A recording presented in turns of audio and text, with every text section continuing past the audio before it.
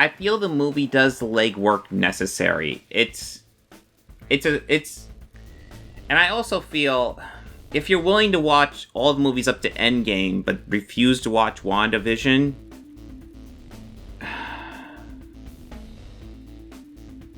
expect there to be some changes to Wanda. Because WandaVision would be a terrible show if there wasn't some change to Wanda in that show. This Organized Chaos video is brought to you by Gems Art Studio. This video is also brought to you by viewers like you. Thank you.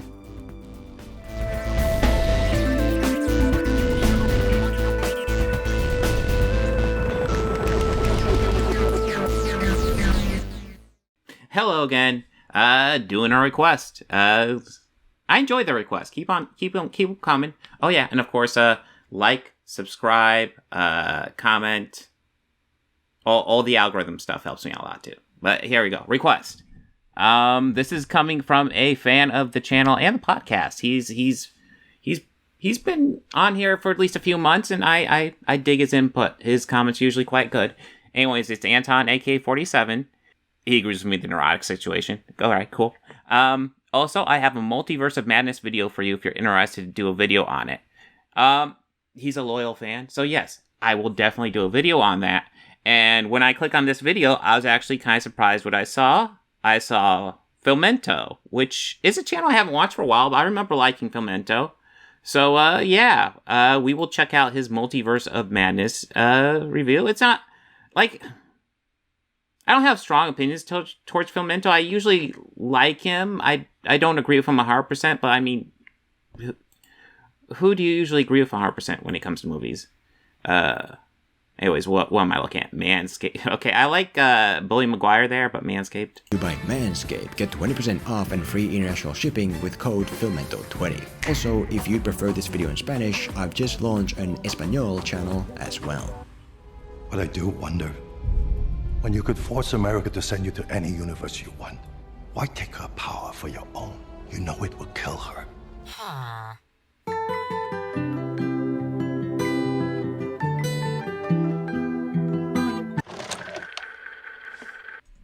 I mean, I'd say because she's insane, but yeah. Yeah, Wanda was definitely not on all cylinders during that movie.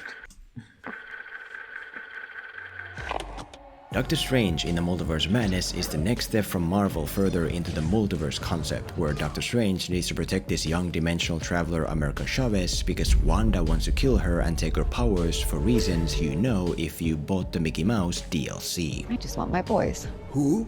And in terms of a lot of things, this movie is a cool breath of fresh air. Not only is the visual side crookedly fascinating, but the creepy director-born atmosphere also makes this the first real MCU horror movie, which is a great change of pace. I like adding Bully in there. Bully Maguire. You add Bully Maguire to something, I'm gonna chuckle. But at the same time, once you get past the director side of things, you can also find a side that more so brings this movie down, the writing side. There are positive aspects to talk about here as well, like a really rewarding payoff 90 minutes in the making, but in terms of the writing issues, a big bulk of them seem to center around the hero turned villain, Wanda Maximoff. One example of these Wanda writing problems being that her strength as an antagonist seems to originate mostly from the fact that everyone else is suddenly weak and useless. When Wanda attacks an army of wizards, the wizards just shoot her with arrows and a cannon for some reason. When she goes head to head with Doctor Strange, he doesn't go sicko mode like he did against Thanos, he barely ever does anything. When she has her guard down against Wong, he doesn't even try to stab her in the back or something. When she confronts alternate dimension Avengers, they don't first assess the situation and then play their cards if necessary. Is their mother still alive? Fine, Wanda, you win. Black Bolt knows how you can get to your children. Tell her, Black Bolt. I did enjoy that meme, yeah. No, they just reveal their cards right away so that she can take them away. Black Bolt could destroy you with one whisper from his mouth. Okay.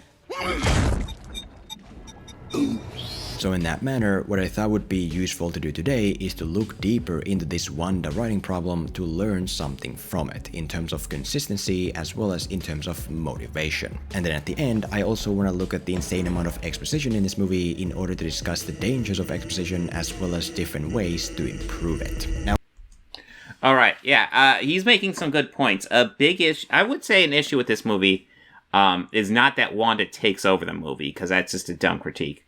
An issue would be to go along with this movie, you have to accept the idea that Wanda has gone insane. What they do to help that along is they say the Darkhold has like fucked with her mind, essentially. But that being said, yeah, going insane is usually, I mean, to be blunt, it's a laser way to write a villain. Yes. Let's see what he says. Now, I understand this movie has a lot of fans, and from what I understand, there's even a cult-like following behind Wanda on Twitter, as you can expect from Twitter. And to be clear, that's great. I'm sure overall the movie is great. I'm just here to look at a few specific things to hopefully learn something.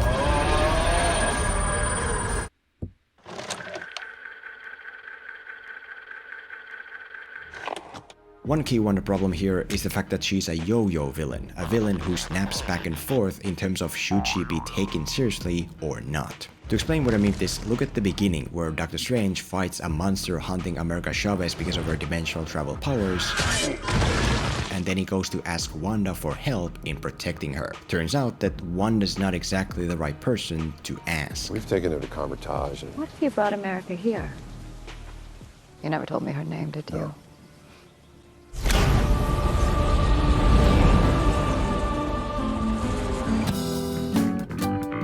Right, so it becomes clear that Wanda I appreciate the yes song drop there.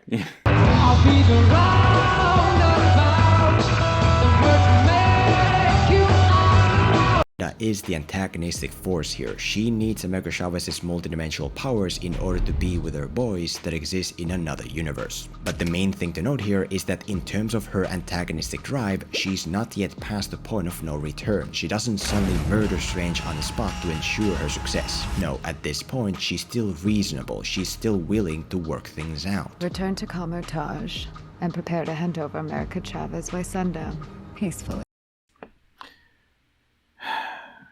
Yeah, she's trying to get Strange to bring America to her. She's hoping that she can get Strange to do that. Oh. And when Wanda ultimately arrives at the Wizard HQ, she gives Strange one last chance at a peaceful solution, which he refuses. You're not there to enter these sacred grounds. And then, so much for that, Wanda goes sicko mode.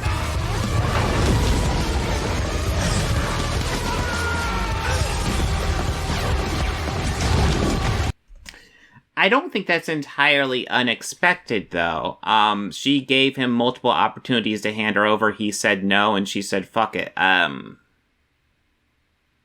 It's not even necessarily saying she wants to say fuck it, but, you know, she essentially gave an ultimatum. She feels obliged to follow up on it now.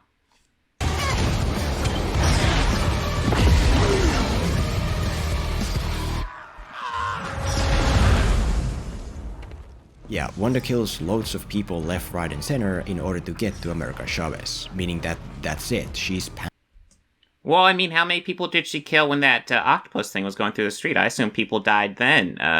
We don't know about the Eldorado multiverses. I don't know. I think it's kind of clear she has killed people before this. I guess until that guy gets burned up in Carmitage, we don't see it 100% clearly, but we do see. Past the point of no return. You don't just come back from killing like 50 people. You don't just come back from executing someone injured on the ground. No. Well, no, and she doesn't. That's it. Wanda's antagonistic drive is clearly beyond stopping. But once she gets inside, where America Chavez is finally at her fingertips, what does she do? She stops. She stops to explain her version of the story. She doesn't kill or even permanently injure. I feel like in there, because she knows Strange, she's trying to make a deal with him. I feel like that's all that is. I don't think it's that big of a deal. Strange or Wong to ensure success, but just tosses them aside.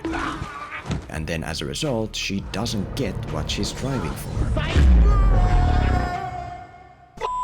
And And what you're essentially seeing here is a yo-yo effect where Wanda first massacres a crowd like a lunatic only for her to then revert back to playing nice at the finish line. A yo-yo effect that continues. She wipes out a team of heroes like a demon from a horror movie,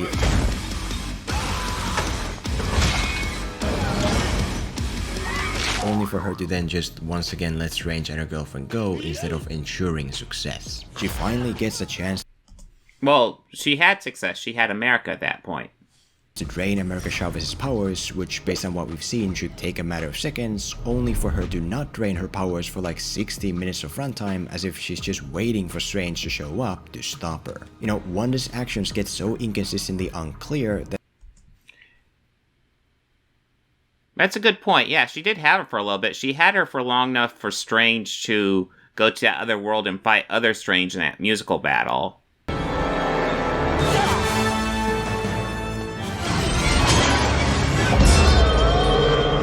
I don't know what the... I think I chalked it up to it takes more of a... Whatever she was doing to transfer the power was more formal and probably better than what Strange was trying to do at the beginning of the movie.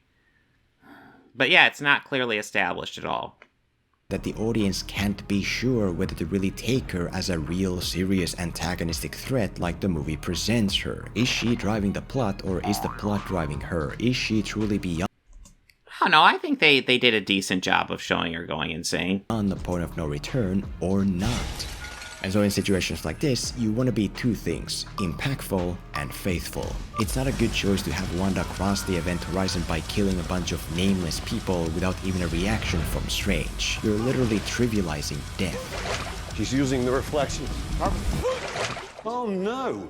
Anyway, last week... If you want to make a big deal out of the fact that Wanda crosses the line, I mean, it's a funny joke, but that's not how he's reacting. He's not saying, oh no, anyway, last week. He's saying, oh no, it's the reflections that, you know, he's prioritizing stopping more people from dying rather than getting concerned with the people who are currently dying. then do that. Make it happen through her killing someone meaningful I just want my boys.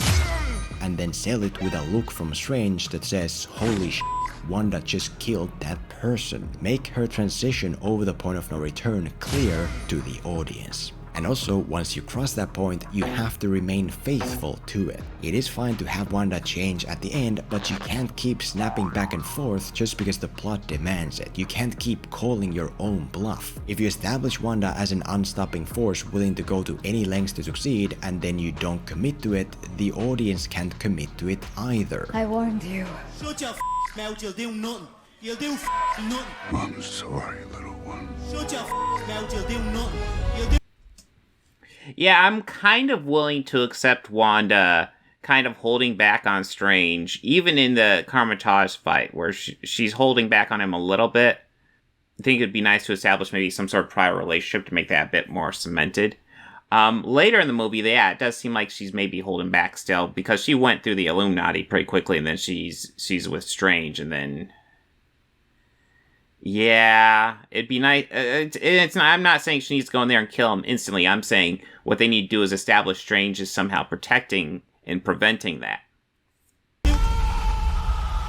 If the plot isn't yet ready for Wanda to be past Event Horizon, then don't yet establish her to be that way. Don't trivialize things like death. Either she is ready to do anything to succeed, or she isn't. Because if you make your antagonistic force into a yo-yo whose actions depend on whatever in the moment is necessitated by the plot, you don't have an antagonistic force. You have a slave-like construct of the plot.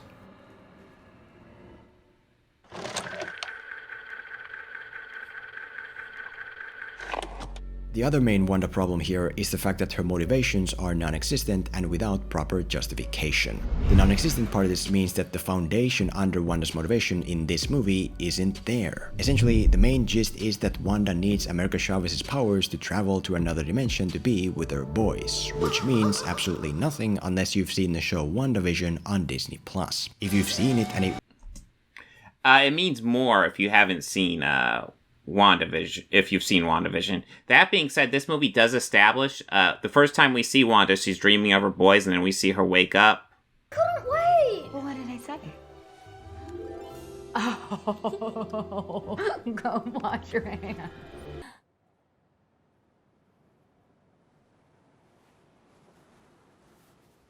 is it enough to take you from she's dreaming of her boys at the beginning of this movie to what we see in Endgame where she's kind of freaking out on Thanos? It's a stretch, but I don't think it's a huge stretch. We see her dreaming of her boys at the beginning. She says, I've been dreaming of them the whole time. I really think the movie does the legwork necessary for that to work on its own. Now, obviously, it's better to watch WandaVision. I'm not going to say it's not better to watch WandaVision to get the full impact, because it absolutely is. I think the movie does all right on its own, though. Works for you, that's great. But general audiences are usually on the opposite end. A great example I saw being this big YouTuber KSI, who from what I understand very much represents the casual movie-going audience. So I put, am I the only one that felt absolutely lost when they watched Doctor Strange, Multiverse of Madness? Didn't know I needed to do homework to enjoy movies. And I just get punished for not watching WandaVision. Yeah, I mean, it gets like this. It's the movie version of a comic book story, and comic book arcs will go through multiple comic books, and if you miss one, you're gonna miss the impact of the full story. That is kind of the name of the game of comic books, and this is what they're doing with the MCU. And you cannot like that, but that's just kind of the name of the game with comic books. I'm watching Doctor Strange and I'm like, why is Wanda bad now? Why is she pissed off? Where did these two kids come from? Right, so cinematic universe aside, if you don't make it clear in the context of the movie why we should care about Wanda's connection with her boys, we're not going to care. Well, that's the thing. This movie actually does, like, I'm absolutely in agreement. It's better to watch WandaVision to get the full impact of this movie. Absolutely. But I do feel like this movie does the legwork. She's dreaming of the boys. That's the introduction to her in this movie. She is dreaming of her boys. And then she talks about how, we talk about how dreams are linked to alternate realities, which I'm still not thrilled with that explanation for dreams in the MCU, but okay, sure, whatever. In the context of this movie, at least, dreams are linked to alternate reality, and she talks about how her boys are in every single one of her dreams. I feel the movie does the legwork necessary. And I also feel if you're willing to watch all the movies up to Endgame but refuse to watch WandaVision,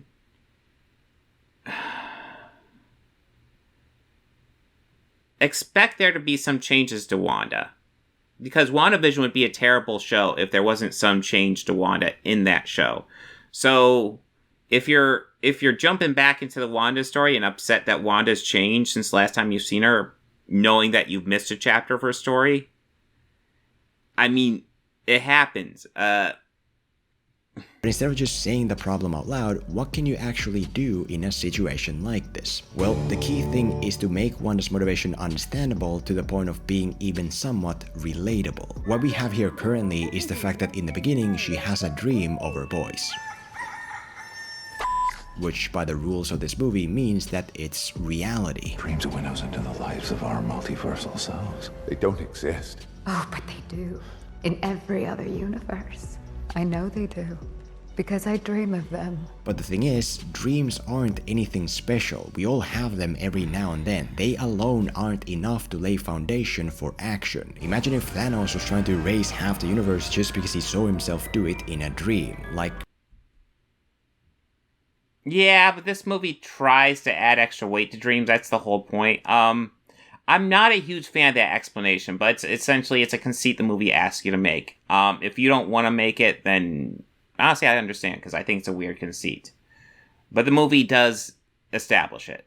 No, that's not a thing, no matter how many times you say it out loud. Go to one practice with my boys. What would be a thing is, for example, addiction. Instead of showing Wanda have one dream of her boys at the start, what if you take the concept of dream walking from later on and move that to the start? What if in the beginning we learned that for a while now Wanda's been fighting loneliness by dream walking as herself in another universe to play mom, to a point where it's become a drug that she can't break free from. Of course that's... Well, he is falling victim to the rewriting of the movie issue of critique. You really shouldn't rewrite the movie. That being said, I don't think that's a bad idea. it's not the movie, so I think we have to judge the movie on its own merits. And if you think the whole dream walking thing is wonky, then, or dreams being a link to the alternate reality, if you don't like that, I get it. But yeah, I mean, this is an interesting idea. It's not in the movie, though. Still be the question of why does she have boys in another universe, but at least now it'd be less about the boys and more about the addiction itself. No matter the drug, we all understand getting hooked on something to ease the pain of something. We all understand growing numb to that hook to a point where it's not enough anymore, and so you need the next level thing. That's a universal. Yeah, no, it's an interesting idea, and I feel it actually probably could have been fairly easily implemented without too much extra work to the script. Because I feel like a lot of the groundwork's already there. Just say something like, you're addicted to a world that doesn't exist or something, and she's like, it does exist, but no, Wanda, that's not your world. Yeah, it's an interesting idea. Concept that doesn't require prior viewing. I'm not saying addiction is the right answer here, but I am trying to highlight how there's always many different ways to lay that motivational foundation in the context of the movie. Whereas if you rely purely on a show that most general audiences haven't seen, then most general audiences aren't gonna care. The justification part of this means that even if the motivational foundation was properly laid, the way Wanda... I kind of get the general audience thing, but I kind of don't. So if you're a general audience member and you like the character of Wanda Maximoff, you'll be upset at the turn of this movie. But if you like the character of Wanda Maximoff, why aren't you watching WandaVision? It's essentially asking you to be a fan of Wanda Maximoff and not watch WandaVision and be confused by this movie, which is weird. I would assume if you're a fan of Wanda, if you're invested in her character, you'd watch WandaVision. Ultimately goes about it still doesn't hold water, because when it comes to her plan of killing America Chavez to get to be with her boys, there's a good question to be asked. You could force America to send you to any universe you want. Why take her power for your own? You know it will kill her. Exactly, there's a very simple and harmless solution to this, but the movie's justification as to why that can't be is... What if they get sick? In the infinite multiverse, there's a cure for every illness, a solution to every problem. Yeah, so the reason Wanda can't just ask to go to another universe where her boys are missing a mom is because, quote-unquote, they might get ill or something. Which is weird to hear because it's not justified by past experiences. We've never seen anyone close to Wanda fall to illness or anything of the kind. So why is illness suddenly the thing she's worried about? Yeah, that might be a good point to introduce what he's talking about, because I like what he's talking about. But yeah, it's not the movie we got. No. Well, because it's just something artificial the movie makes up to try to hide the fact that none of this adds up. Point is, character motivations need to be established in the context of the movie, and the justification behind them. I mean, it is established. You don't like it, and that's a different issue. I think I like it better than you do, for sure. But yeah, it's not the best. I will give you that. Need to be guided by past experiences to make them airtight. Show in the movie why we should care about Wanda trying to reach her boys. Show in the movie her starting to lose someone to... Well, your addiction storyline wouldn't show why wouldn't help us invest in her boys. It would help us see her as a broken person who's just kind of freaking out more so. Illness. Don't just repeatedly say boys and illness out loud as if that's gonna magically do something.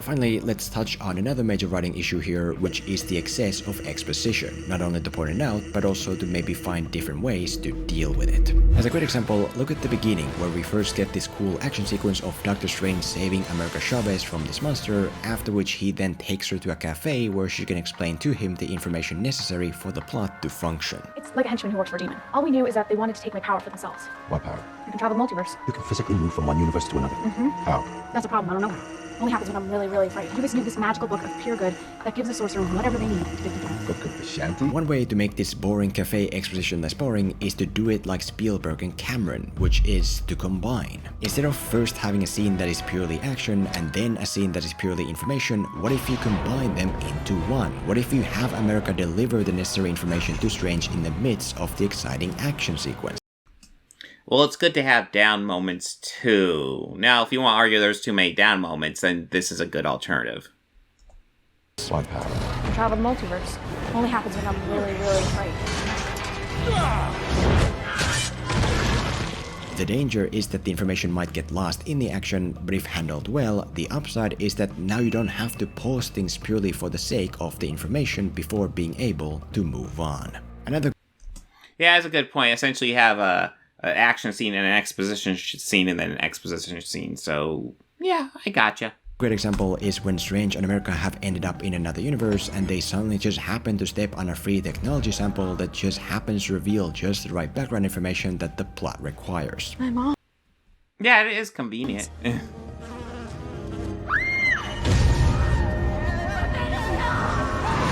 killed them.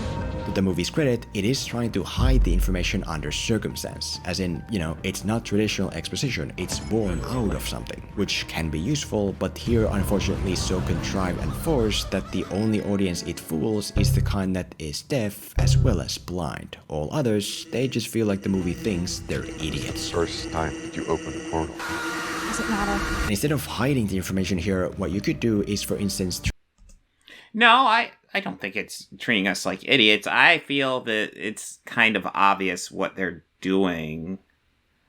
Like, it's obvious that it was just meant to be a clever exposition dump, and it was very fortuitous that it just gave them those stories. Doctor Strange's was very fortuitous. I assume it's what his mind was on at that moment, and then America's was actually purposeful. One thing I do think is interesting is that memory thing says you have to pay for it, and I don't think they have money in this universe. treat it as a challenge. If Doctor Strange needs to understand America's past, then he should have to work for it. Don't just have them quote-unquote randomly stumble upon the information. Have Strange notice something he can use to crack the information from her. I mean, that seems like a minor quibble. Rather than just have him walk across it, have him go, hey, here's a memory lane thing, maybe we can use this to figure out stuff. I mean, you end up with the same thing in the end, though. Still don't know if the memory technology is the way to go, but the point is to treat the information as a prize to unlock, an interrogation in a sense. If the hero has to work for information, suddenly the information feels less like boring traditional exposition. Another example is when Strange and America have gone to alternate universe Strange's home, where his former rival explains the concept of dreamwalking. I'm afraid she can do far worse than just summon monsters. A dreamwalking sorcerer projects their own consciousness from their universe into another, possessing the body of an alternate self. They may puppeteer this unholy doppelganger and pursue their enemies from afar. The issue here is that the movie presents the exposition as it's bringing the exposition into reality. Before the rival explains the concept of dreamwalking has not existed in this movie. It's literally born out of the words that the movie speaks. And what you could do here is present dreamwalking without context beforehand in a way that makes us want to know the truth about it. For instance, what if you do show Wanda use dreamwalking in the beginning? What if you have some person start to follow Strange and America around in the alternate universe like the creature from It Follows? Now we'd be like, what the hell is going on? And just before we get in real trouble, the rival saves us and then fills in the blanks about dreamwalking. Now it's not boring exposition because based on what we've seen, we genuinely want to know about it. As another Not a terrible idea. For example, there's the scene where alternate Avengers explain what happened to Strange in this universe. From our experience, the greatest danger to the multiverse, it turns out, is Doctor Strange. Which actually doesn't feel like boring exposition. Firstly, because it's delivered by characters so inherently interesting that we just want to hear them talk. But more importantly, because the information here contradicts a mystery from before. Earth's mightiest hero who died defeating Thanos? Strange did not die defeating Thanos. A bit earlier, we learned that something occurred in this universe that made Strange sacrifice his life to defeat Thanos. And then this scene is all about, no, that's not actually what happened. And it's that conspiracy-like contradiction of an underlying mystery that makes the information actually fascinating to learn. Point is, there are many different ways to deal with exposition, so just beware of doing it in a way this movie most often does. Because if you fall in those same exposition pitfalls, then it's just gonna be like... Replay your significant oh my god, this is a memory of me 2 years ago. Hold on, pause for a second. What's going on? Oh right, I used to be so miserable because of my crappy, uncomfortable underwear. It was so bad that I accidentally sent my girlfriends through a multiverse portal. Yeah, I didn't indicate this before, but that's how it is. Man, I was so lucky to fix the issue with my new anti-chafing high-performance boxer briefs from Manscaped. They're silky smooth around... Oh, are we in a commercial? Well, okay, well that was actually kind of a funny commercial. Is the video done then? Yeah, I think we're done. Yeah, no, that's not bad. Like I said, I don't 100% agree with him on everything, obviously. But it's not bad. I don't think honestly, yeah, I think he does a decent job breaking it down. I think, dives into alternate writing a bit here and there, but it's not too bad. I'll do that occasionally, so it's not a big deal. He brings up some good ideas. I don't agree with it 100%, but not a bad video.